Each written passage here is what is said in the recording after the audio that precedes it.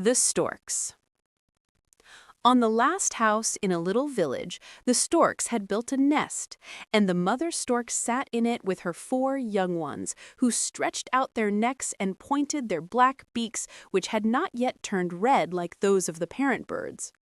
A little way off, on the edge of the roof, stood the father stork, quite upright and stiff. Not liking to be quite idle, he drew up one leg and stood on the other, so still that it seemed almost as if he were carved in wood. "It must look very grand," thought he, "for my wife to have a sentry guarding her nest. They do not know that I am her husband. They will think I have been commanded to stand here, which is quite aristocratic." And so he continued standing on one leg. In the street below were a number of children at play, and when they caught sight of the storks, one of the boldest amongst the boys began to sing a song about them, and very soon he was joined by the rest. These are the words of the song, but each only sang what he could remember of them in his own way. "Stork, stork, fly away. Stand not on one leg, I pray. See, your wife is in her nest, with her little ones at rest. They will hang one and fry another. They will shoot a third and roast his brother." "Just hear what those boys are singing," said the young storks. "They say we shall be hanged and roasted."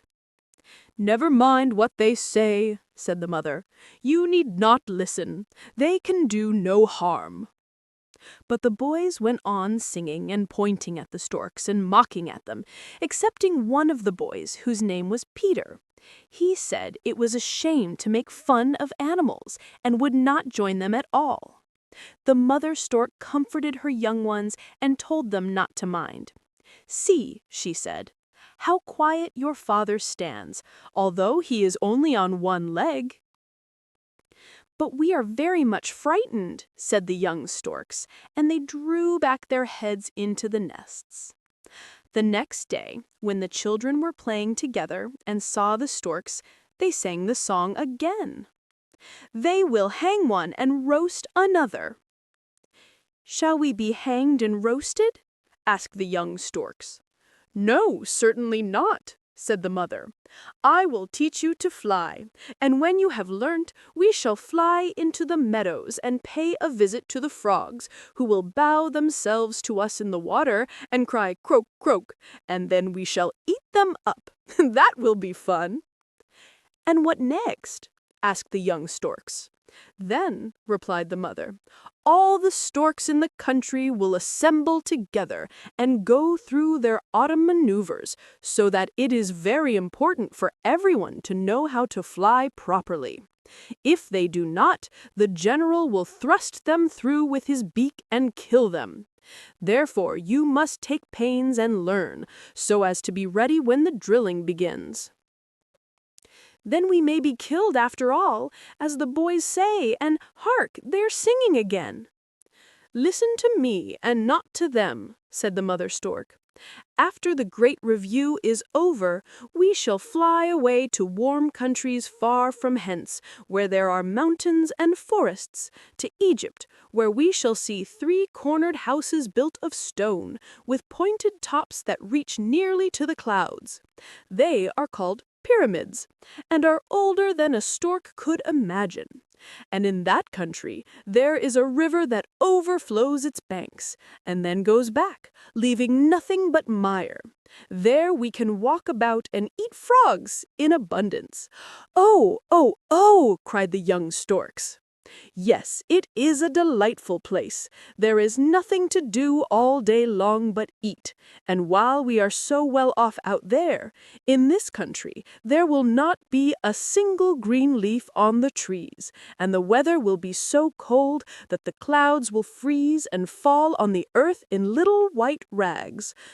The stork meant snow, but she could not explain it in any other way. "Will the naughty boys freeze and fall into pieces?" asked the young storks. "No, they will not freeze and fall into pieces," said the mother, "but they will be very cold and be obliged to sit all day in a dark, gloomy room, while we shall be flying about in foreign lands where there are blooming flowers and warm sunshine." Time passed on, and the young storks grew so large that they could stand upright in the nest and look about them. The father brought them every day beautiful frogs, little snakes, and all kinds of stork dainties that he could find. And then how funny it was to see the tricks he would perform to amuse them. He would lay his head quite round over his tail and clatter with his beak as if it had been a rattle, and then he would tell them stories all about the marshes and fens. "Come," said the mother, "now you must learn to fly." And all the 4 young ones were obliged to come out on the top of the roof. Oh, how they tottered at first, and were obliged to balance themselves with their wings, or they would have fallen to the ground below. "I don't want to fly," said one of the young storks, creeping back into the nest. "I don't care about going to warm countries." "Would you like to stay here and freeze when the winter comes, or till the boys comes to hang you, or to roast you? Well then, I'll call them." "Oh, no, no," said the young stork, jumping out on the roof with the others. And now they were all attentive, and by the 3rd day could fly a little. Then they began to fancy they could soar, so they tried to do so, resting on their wings. But they soon found themselves falling and had to flap their wings as quickly as possible. The boys came again in the street, singing their song. "Stork, stork, fly away." "Shall we fly down and pick their eyes out?" asked the young storks. "No, leave them alone," said the mother. "Listen to me. That is much more important. Now then, 1, 2, 3. Now to the right. 1, 2, 3. Now to the left, round the chimney. There now, that was very good. That last flap of the wings was so easy and graceful that I shall give you permission to fly with me tomorrow to the marshes. There will be a number of very superior storks there with their families, and I expect you to show them that my children are the best brought up of any who may be present. You must strut about proudly. It will look well and make you respected." "But may we not punish those naughty boys?" asked the young storks. "No, let them scream away as much as they like. You can fly from them now up high amid the clouds, and will be in the land of the pyramids when they are freezing and have not a green leaf on the trees or an apple to eat." "We will revenge ourselves," whispered the young storks to each other as they again joined the exercising. Of all the boys in the street who sang the mocking song about the storks, not one was so determined to go on with it as he who first began it. Yet he was a little fellow, not more than 6 years old. To the young storks he appeared at least 100, for he was so much bigger than their father and mother. To be sure, storks cannot be expected to know how old children and grown-up people are. So they determined to have their revenge on this boy because he began the song first, and would keep on with it. The young storks were very angry and grew worse as they grew older. So at last their mother was obliged to promise that they should be revenged, but not until the day of their departure. "We must see first how you acquit yourselves at the grand review," she said. "If you get on badly there, the general will thrust his beak through you, and you will be killed, as the boys said, though not exactly in the same manner. So we must wait and see." "You shall see," said the young birds. And then they took such pains and practiced so well every day that it was actually a pleasure to see them fly so lightly and prettily. As soon as the autumn arrived, all the storks began to assemble together before taking their departure for warm countries during the winter. Then the review commenced. They flew over forests and villages to show what they could do, for they had a long journey before them. The young storks performed their parts so well that they received a mark of honor with frogs and snakes as a present. These presents were the best part of the affair, for they could eat the frogs and snakes, which they very quickly did.